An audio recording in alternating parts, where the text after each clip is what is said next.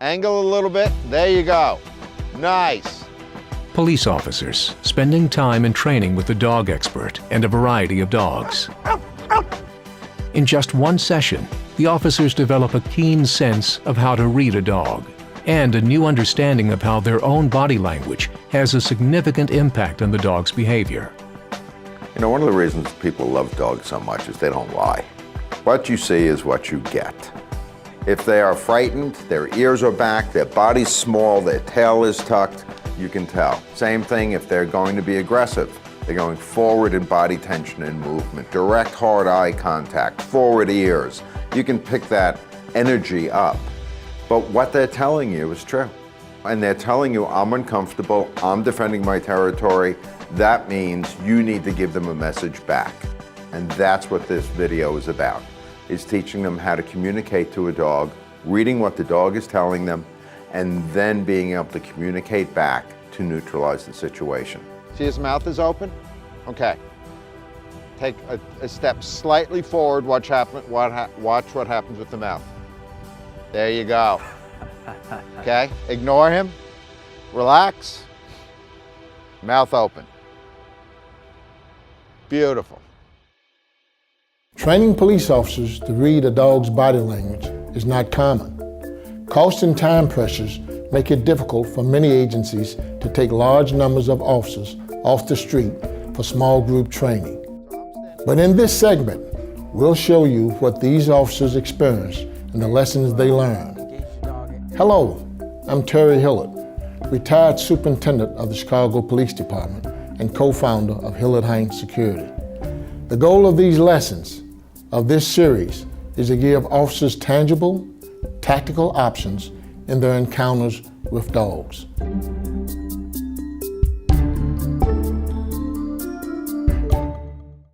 Deep breath through the nose. Go get him.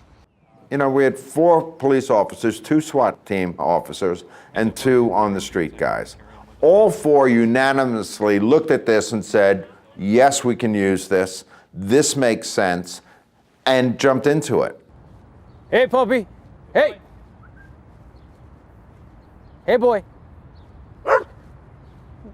Whoa, that's a good boy. Come on, puppy. Woo. That'll get your blood flowing. When he starts showing those teeth, that's a reaction. So you move from this to this. You can talk to him nice and relaxed, but your goal is after he closes his mouth and snarls at you, is for you to be able to have that open mouth. Okay. Okay? So do you understand the little dance that you're doing here? Mm-hmm. If you walk in, do not look at them directly in the eye. Turn a little bit sideways so you're not square on, where that's much more intimidating. All right, you went from this to kind of this. I need this. Yep. There. You see his mouth open? And it's like, okay, cool. 2 guys are standing here, not a threat. Okay. Start moving in again a little bit. Hold. What didn't happen? No teeth. No tension. What about his mouth? Is that nice and open? Yeah. Okay. So that mouth didn't close. He wasn't going, okay, what's going to go on here? All right. Really well done, which means you're spot on with your body language. Upon approach, when you approach a dog, a lot of times the traditional things police officers might do is to snap fingers, clap hands, things of that nature, are really not the things to be doing. You should approach like you would approach a person, you know, calmly, you know, using your voice. Let's take this where the dog is relaxed. We have basically a standoff. He's like, I'm not thinking dirty thoughts, you're not thinking dirty thoughts. Turn full and take a step and see what happens. Turn full at him, take a step.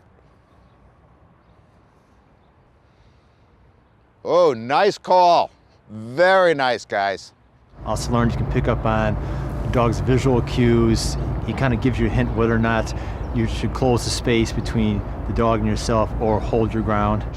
The goal is to get the dog where it stays relaxed. So I'd like you to arc a little bit more. Hey, puppy. Hey, puppy. Good. Okay, what you can do here. So I'm standing here with him. He's starting to snarl. I still want to get a little bit closer. Hey, guy. How are you, bud? Hi. What a good boy. Good. Good. Approach your dog cautiously, but walk naturally, you know, maybe use a calm voice, and don't, like I said, don't go directly at the dog. You want to kind of go in a soft arc. So it's important for you to be relaxed, to breathe, and to engage the dog in a friendly manner so the dog can be relaxed. And that way it could trust you, and then it could be more approachable. Kind of opposite of what humans are. Sometimes a fighter for a human would blade itself and get in a fighting posture. That actually is opposite with dogs. So if you have a full frontal view, a dog looking at you, they may perceive that as more aggressive. And then when you blade towards a dog, they see that as less threatening. And as soon as the dog picks up on those visual cues, the thing that surprised me is how quickly they de-escalate their temperament. They calm down. It's like throwing a light switch. They go from very up high and aggressive to very passive and disengaged almost. I think the great thing, which you saw immediately, was how quickly the officers responded to the facts that they were being presented. So that really reinforces that there's a real genuine need, that there's some assumptions that are made about the right way to approach a dog. And then when you give them some other tools, the officers themselves will be going, oh, wow, this works, and so that's what they're always looking for. They're looking for tools that work. We worked with a variety of dogs today, and a lot of the dogs that we saw would be considered pit bulls. Do you think that the pit bull type of dog is considered more dangerous than others? I think that's a perception, yes. And then taking a look at the dogs we work with today, the friendliest dog was the dog that appeared most like a pit bull. Looked strong, aggressive, and yet it was the friendliest dog that we dealt with today. And the dog that was probably the most aggressive was nothing like a pit bull, just a traditional family pet. Upon first sight, they'd be your first impression. Just like people, you never know what you're going to be walking into, and every dog that you deal with is going to be different, so you can't make any assumptions based on the breed. You just have to look at the observations of the dog and go from there. Try to treat every dog in the same manner, and then react to the actions that you get from the dog, and his behavior will determine your actions, and regardless of the breed.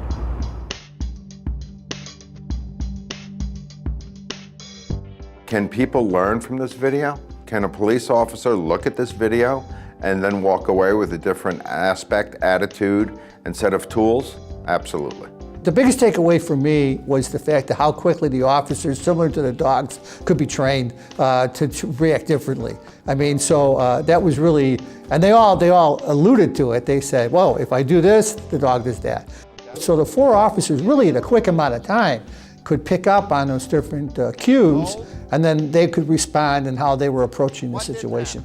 So that told me that, okay, I'm not saying we have all the answers, but I'm saying we're going in the right direction, and that was very rewarding. In this video, we examined several aspects of police encounters with dogs. To recap, assess a dog's body language. Dogs will usually communicate intention through their body language. And communicate by adopting non-threatening body language, blading your body. Use indirect eye contact, and use a calm voice. Again, the goal is not to make every police officer an animal expert. The goal is to give you information that will help you make distinctions, to provide you with options, to give you strategies that will make you safer and more effective in your encounters with dogs. Thanks for watching, and please stay safe